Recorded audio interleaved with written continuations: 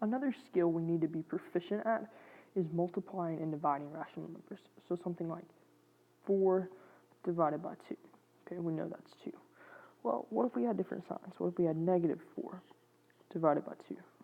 Well, a negative divided by a positive is a negative, so negative 2.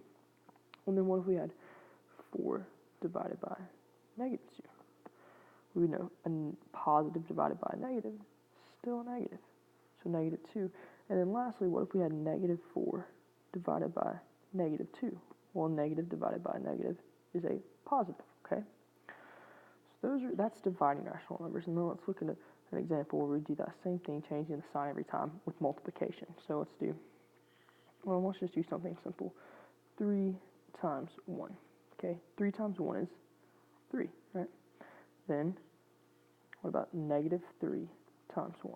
Well, negative times a positive is a negative, so negative 3. And you've got positive 3, I'm sorry.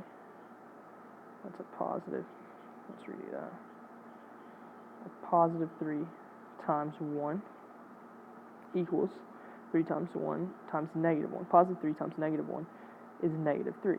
And then negative 3 times negative 1, a negative times a negative is a positive, okay? So get used to that.